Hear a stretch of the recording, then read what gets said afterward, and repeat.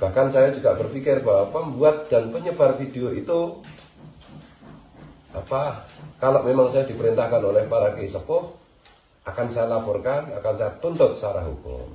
Begitu saja, mudah-mudahan ini menjadi perhatian semua pihak. Jangan percaya pada hoak, pada fitnah.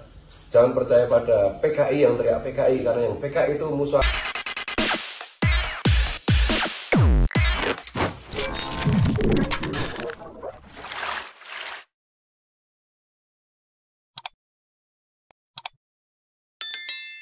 Terkait dengan video hoak, video fitnah yang mengenai diri saya, yaitu di video yang beredar potongan pernyataan saya di situ seolah-olah saya menyatakan diri saya sebagai PKI.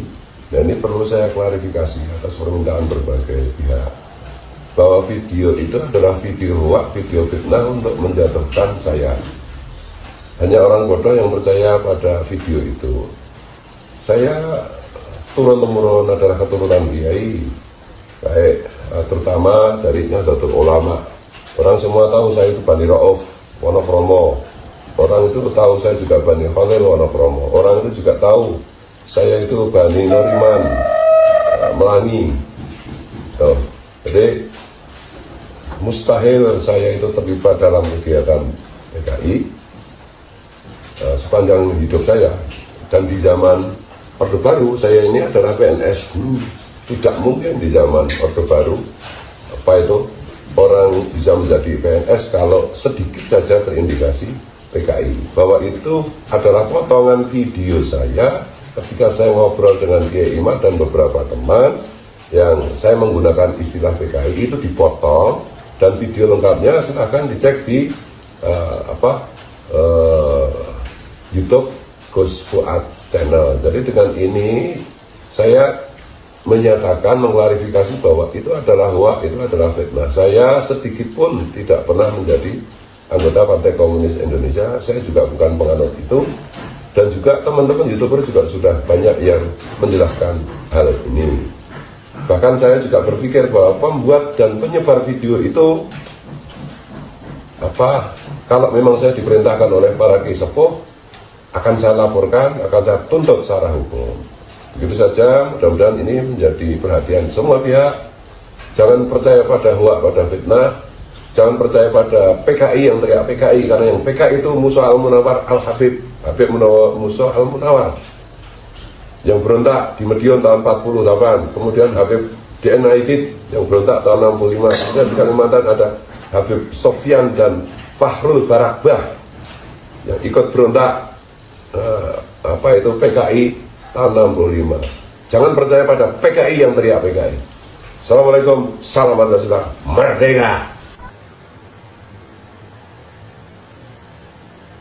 Jadi ya levelnya kayak seperti dibilang Kiai Imad itu kayak Idrus Romli itu. Taklid aja, baca kemudian udah itu kebenaran. Tidak ada kajian intertek, tidak ada. Iya. Verifikasi sumber. Iya, enggak gitu. Dan ini sudah terlalu lama memang kegelisahan seperti itu. Makanya benar kalau santri itu kalau baca kitab kuning menjadi cara berpikirnya aneh, itu saya rasakan juga. Saya rasakan. Gus bisa cerita tentang gimana dulu suruh jadi kiai nggak mau itu? Oh itu. Jadi gini ya, Abu Yatim kan bilang, bapak saya itu kan orang Muhammadiyah. Iya. Dapat ibu saya, anaknya KNO, meskipun bapaknya sudah meninggal. Terus ibu saya ini kan sepupuan sama istrinya Abu Yatim. Iya. Nah ibu saya ngajak bapak untuk menghadap ke itu. Nah di situ Kiai Yatim bilang, loh kamu itu, nama bapak saya kan Ahmad Bakdi. Kamu Bakdi itu orang Muhammadiyah kok ketemu wali. Kan itu Abu Yatim kan itu. Dan orang kamu itu kan menikahi Muyasarah ibu saya. Muyasarah itu kan kamu kepengen punya anak kiai kan. Orang Muhammadiyah kepengen punya anak kiai. Kan itu tak. Tahu nggak istrimu itu sedang hamil? Oh nggak tahu Kiai Tim. Iya istrimu tuh hamil. Bapak saya kan batin, wah ini anak saya pasti laki-laki. Tapi itu yang di perut istrimu itu, di perut Muyasarah itu perempuan. Dan bapak saya kan kecewa. Ya insya Allah nanti anakmu yang kedua laki-laki. Dan anakmu laki-laki cuma satu itu. Nah, itu yang jadi kiai karena kamu pengen punya anak kiai kan, nah itu yang jadi kiai itu. Kasih nama Fuad ya, kasih nama Fuad. Yang lain terserah mau tambah apa. Orang Muhammadiyah kalau ngasih nama anak kan panjang-panjang gitu. Pokoknya kasih nama Fuad. Nanti Fuad itu yang ngajari ilmunya semua biar Kiai Muhid, Kiai Abdul Muhid. Jadi kakak istrinya Abiyati. Setelah itu nanti aku tinggal stempel aja. Nah udah gitu. Nah sejak kecil karena yang bilang Abu Yatim ya mesti semua kiai kan denger kan jadi legend kan. Viral lah kalau zaman saya. Sejak kecil itu dipanggil guru-guru saya ngaji itu kiai. Karena itu tabarukan kiai itu. Dan saya kan nggak mau karena saya lihat kiai-kiai di dekat-dekat saya meskipun bukan guru saya itu kok dekaden banget gitu. Jadi kadang-kadang kalau ada bayi berjanjian gitu, anak berjanji itu kan terus diputar terus kiainya batuk-batuk terus gini-gini itu kan saya khawatir ini jangan-jangan TBC bayinya jadi nggak keren sama sekali kiai itu. Saya nggak mau. Tapi meskipun menolak untuk tidak mau, ya kerjaan saya hobi saya ngaji terus. Bahkan ya seumur-umur ngaji lah. Tapi semakin lama perlawanan mengenai saya tidak mau jadi kiai, bagi saya kiai itu nggak keren, nggak ada peran sosial apapun. Nah, setelah itu ateis, pindah agama waktu mulai SMA mahasiswa. Nah ketemu Ki Hamam Ja'far Pabilan. Ketemu saya dengan teman-teman PKI saya gitu. Nah, kelompok komunis Klaten. Salaman gitu. Nah, kalau ini bukan PKI ini kiai. Atau ada teman bilang, ini cucunya Kiai Sangidu. Kok langsung dipeluk kan? Karena memang bapaknya itu santrinya dan dia memang saudara juga. Kayaknya Gus, penjenengan itu enggak mau jadi kiai ya? Lihat Hamam, kiai keren. Dia tunjukkan, telepon sama Pak Harto. Oh gitu. Iya Pak Harto. Jadi dia itu berani gitu. Keren kan? Jadi kiai aja mau. Kalau jadi kiai kayak Kiai Hamam ya keren juga sih. Udah pokoknya mau aja. Nggak usah terus-menerus kayak gini, jadi kafir kayak gini ya gitu. Nah itu akhirnya ya proses seiring dengan waktu akhirnya memang seperti yang diceritakan oleh Kiai Dimyati. Bahwa pada akhirnya futuh saya itu Kiai Abdul Muhid. Dan pada akhirnya Kiai Dim itu tinggal stempel. Dan itu kalau jadi gini kan sebenarnya kan ada inisiasi kan menjadi kiai itu di tradisi kami lah tidak. Jadi ada peristiwa diperintah lah oleh Rasul. Saya kan bingung. Saya menghadap Kiai Abdul Muhid, kamu itu kalau cuma saya jawab itu nggak mantep, langsung kayak Kiai Dim. Lah Kiai Dim langsung bilang, udah dapat SK ya udah kamu jadi kiai aja. Jangan takut, jangan khawatir. Waktu itu saya baca Fatihah aja lupa. Iya, setelah itu mimpi itu Fatihah itu nggak bisa ya. Ya bisa Allah Akbar kalau sholat lupa semua, nggak bisa. Benar-benar grogi. Itu tuh Kiai ngasih takwil ya kan. Nabi itu kan umi. Ya kamu harus merasakan menjadi umi, nggak tahu apa-apa sama sekali. Pelan-pelan itu baru kembali sedikit-sedikit. Semua ilmu yang saya pelajari hilang semua jadi linglung. Itu. Nah, kalau dengan Kiai Dim atau Kiai Muhid itu nggak pernah saya cerita. Jadi saya ngimpi, saya ada pengalaman halu macam-macam, langsung ditanya mau cerita dulu apa jawabannya. Nah awal-awalnya kan saya pikir orang ini sok tahu banget kan gitu. Meskipun itu Pak D saya guru saya ini sok tahu banget. Langsung jawabannya. Jadi kamu kan begini, intinya begini, diceritakan dengan detail banget. Nah jawabannya gini. Nggak percaya ya sama saya? Lah gitu. Habis itu langsung percaya aja. Dan Kiai Abdul Muhid itu bisa dipertanggungjawabkan secara akademis. Jadi kalau kita lagi ngobrol konsultasi gitu, ya ambil pulpen, kamu itu kan sukanya kan anak kuliah, jadi harus iya. Ini halaman sekian, bunyi kalimatnya sekian. Kalau nggak salah baris dari atas itu baris kesekian, nanti 3 baris tuh kalimatnya itu nanti dari bawah itu berarti berakhir pada baris sekian. Itu saya pernah menulis 78 footnote itu. Kemudian saya pergi ke toko kitab, ini coba pinjam kitab ini. Cocok itu berapa puluh, 24 atau 25, udah berarti cocok semua. Persis kalimatnya seperti yang beliau diktekan ke saya, halamannya, barisnya keberapa dari atas sampai keberapa dari bawah. Kalau cetakan ini, cetakan 6 sekian, halamannya pindah ke halaman sekian, sampai segitunya. Detail sekali, dan beliau selalu bilang, kalau nggak salah, Kalau nggak salah, ya coba dicek aja. Kalau tapi nggak pernah ada yang salah. Tawadunya itu ya, kalau nggak salah tawadu. Ya tapi orang-orang di sekitar kita itu nganggapnya Ki Abdul Muhid itu ya kayak oke, kayak yang sederhana, yang tampilannya santun, kalimatnya tertata rapi, ya pokoknya bijaksana lah kayak Kiai Imad kalau lagi berperan sebagai orang bijak. Good cop, bad cop. Iya. Saya kan bagian bad boy. Dan termasuk Kiai itu tuh bilang, nanti kamu itu santriku yang cara komunikasinya, pendekatannya macam-macam bertentangan dengan aku. Jadi semua orang akan tidak percaya bahwa kamu santriku, kamu anakku. Semua orang itu nggak percaya kecuali keluarga, kecuali santrinya dekat itu. Bahwa saya itu benar-benar santrinya. Bahwa saya diistimewakan. Karena nggak pernah ada yang dipanggil masuk kamar, cuma disuruh duduk diam. Kalau bulan Ramadan, ini kan mau bulan Ramadan. Bulan Ramadan itu tanggal 21, 23, 25, 27, 29. Itu mesti saya harus ke sana. Sudah ditunggu soalnya. Habis tarawih jam 9. Nanti berakhir itu sampai jam 3. Kadang-kadang dari jam 9 sampai jam 3 nggak ada pembicaraan. Jadi beliau tiduran di sofa, saya duduk. Nah, diminum, rokoknya masih. Minumnya habis, Mus, itu manggil istrinya, Mus, ini anakmu itu minumnya habis, tolong diambilkan. Diem aja, nggak ngapa-ngapain. Itu berapa tahun itu? 3-4 tahun sebelum beliau wafat. Di situ saya percaya bahwa verbalitas itu menjadi tidak penting.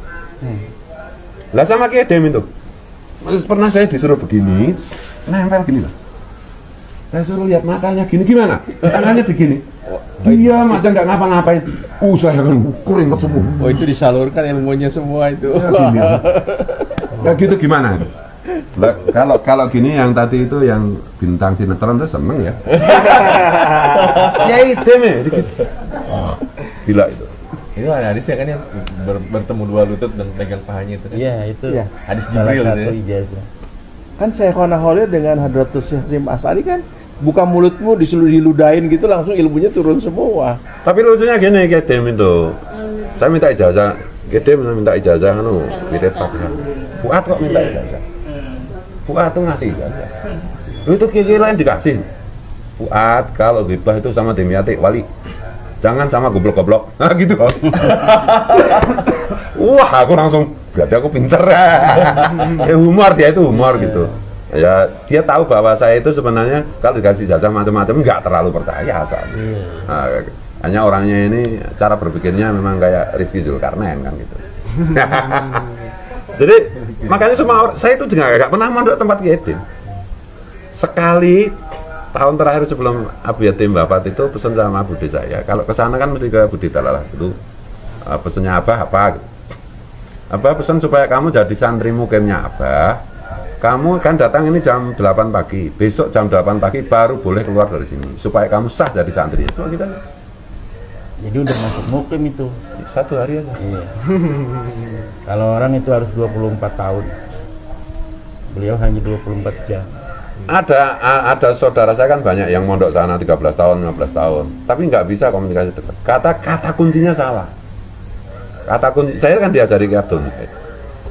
Begitu kamu saatnya sudah menghadap gitu, nanti kamu ditanya Ismuk, kamu jawab Fuad, jangan yang lain-lain, nggak usah, pokoknya itu kan pemberian beliau.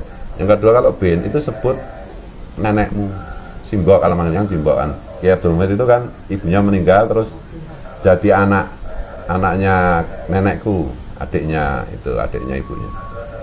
Sebut nama Simbok, jangan nama yang lain. Kalau kamu sebut wali-wali luhurmu semua, Kiai Dem itu kutub. Tidak iring itu tidak takjub lah karena beliau juga kutub. Sebutkan aja nama Simbok. Jadi benar begitu. Ini Ismuk Fuad bin Warsinah. Nama nenek saya kan Warsinah. Udah diajari ukit ini. Nah gitu. Udah turun ilmunya. Udah setting. Nah, pertemuan saya dengan Abu Yatim Yati itu sebelum saya menjadi santrinya Kiai Wahid, jadi saya masih agak PKI lah. Nah, ketika Kiai Dem itu datang ke jajaran, nah, semua Kiai kan pada merapat, pada salaman lah. Terus rame kan di kampung itu, wah ini Kedim itu wali gini-gini. Nah kan ada pro kontra. Yang Muhammadiyah kan nggak percaya dengan wali-walian. Dan saya kan wartawan, basis saya. Kalau kamu gimana? Ya kalau aku ya tak lihat dulu apa wali beneran apa enggak. Ya dilihat, jangan menyimpulkan. Terus saya ikut antri, jadi antriannya itu panjang, salaman ini sampai luar sana. Antri gitu. Orang pada wudhu, terus antri, hanya salaman aja. Wah itu ribuan orang mengular. Saya lihat itu dari jauh, dari sana kan gelap. Kalau wali beneran ini pasti bisa bahasa batin. Assalamualaikum, kayak dimyati dari jauh gitu ya. Nah, itu langsung. Wah, saya pikir paling ada orang ngucapin salam dekatnya, terus dia jawab kebetulan barengan sama saya. Kosmik. Ya kan itu. Saya ulang lagi, assalamualaikum kayak gitu. Gitu. Sampai 3 kali, saya gemeter loh. Tiba-tiba saya itu ikut antri wudhu dengan gemeter itu kan. Udah otak saya udah hilang itu, akal saya udah hilang ya. Ikut antri wudhu, waduh ini mau ngular. Nah ada sekretarisnya Kiai Kumet itu siapa?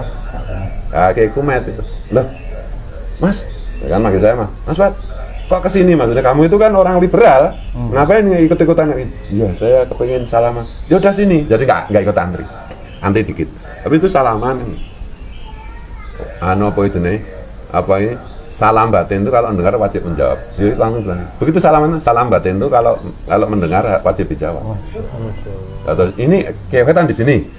Ini Fuad Kedim. Lah iya, Fuad ini nggak percaya kalau aku wali. Dia tadi di sana ngucapin salam 3 kali. Udah dididik head nah gitu. Oh saya udah hilang itu semua udah masuk alam dimensi lain. Hancur semuanya. Iya. Beruntung ya. Nah, Idealisme. menurut Kang Fajar dimensi lain itu gimana? Ini jadi host beliau itu kan. Pernah mengalami sebuah pengalaman spiritual dimensi lain dalam hidup? Saya pernah, jadi bapak saya kan sutradara dan Umbara namanya. Waktu itu saya kelas 2 SD. Nah, saya tuh dari keluarga saya Umbara Brothers tuh yang tidur di kamar sama bapak ibu saya itu saya. Jadi ibu saya itu saya tidur di kamar, dikeluarin bapak ibu saya itu saya doang gitu kan. Bahkan adik-adik saya itu tidurnya nggak di kamar gitu. Nah, bapak saya cerita dari jam 12, dari jam setengah 12 cerita tentang horor, katanya mau bikin film horor katanya. Tapi horornya saya dengerin tuh nggak serem gitu, tentang orang-orang kerdil, tentang siluman, peri gitu. Kan kayak Lord of the Ring kayak gitu. Ini di mana seremnya, di mana horornya saya pikir gitu kan. Itu tiba-tiba tuh di jendela kamar saya ini, saya nggak tidur posisinya. Itu kepala anjing tuh besar. Siluetnya karena kan ada horden kan. Nah, tiba-tiba tuh bangun bapak saya gini, bangun. Nah di sini bunyi nih, tapi saya nggak takut. Ibu saya langsung keluar, itu suara anjing jadi banyak. Padahal dari sini, dari jendela ini ke pekarangan belakang tuh ada pintu dan ada pagar. Berarti ini anjing ini parkur dari situ kan. Dan itu nggak normal, kepalanya tuh segini gede sejendela. Terus bunyi suara anjing tuh banyak tuh di Tanjung Barat. Tanjung Barat tuh daerah Habib, nggak ada anjing. Nah itu suara anjing tuh makin banyak, berbagai spesies. Ada bulldog, ada herder segala macam. Itu ngepung. Padahal posisi rumah saya tuh nggak muter, tapi suaranya bisa muter gitu. Bapak saya duduk. Ibu saya keluar tuh ke jalanan, bapak saya tuh nggak ngelarang. Maksudnya kalau anjing beneran kan, masa istrinya keluar dibiarin gitu kan. Nah akhirnya bapak saya kursi sama saya gitu, ya kursi, ayo baca aja kursi. Jadi hancurkan gitu kan. Ibu saya keluar tuh, bawa garam doang keluar. Wah sampai ke jalanan. Lama-lama suara anjingnya habis. Yang terakhir suara anjing kecil. Iya terus bapak saya ngomong gini doang nih. Tuh, hilang kan? Dari situ saya mikir berarti bapak ibu saya nggak halu. Karena bapak ibu saya sering cerita bahwa sering diserang horor gini, hantu gini. Saya sama adik saya tuh, sama Anggi sama Bondi tuh mikir, ini bener nggak sih? Nah di situ saya mulai bener bapak ibu saya berarti ya. Dari kecil tuh hidup saya tuh kayak di negeri dongeng. Misalnya ibu saya nih buka lemari, tahu ada ular black mamba. Dan anehnya tuh ibu saya tuh ngambil palanya, tenteng, jebret gitu. Padahal bukan pawang ular gitu. Tapi aneh-aneh lah itu, di hidup saya itu aneh-aneh. Ya kurang lebih begitu. Sekarang ini nih, banyak Berhalu-halu. Enggak, aku tuh baru sadar kalau dipanggil Kiai Iman itu tadi. korban. ini biar dapat konten lu. Konten halu nih hari ini ya. Apa mesti mau bahala ya? Kimat dong bicara sekarang. Ada seorang kuncen. Di seorang kuncen ini punya ponakan. Kuncen itu apa? Kuncen itu penunggu makam, Oh, keramat. tukang anu ya. Juru kunci kalau Juru di- kunci. Kuncen ini juru kunci makam keramat. Jadi dia punya ponakan. Banyak orang itu yang ziarah di situ.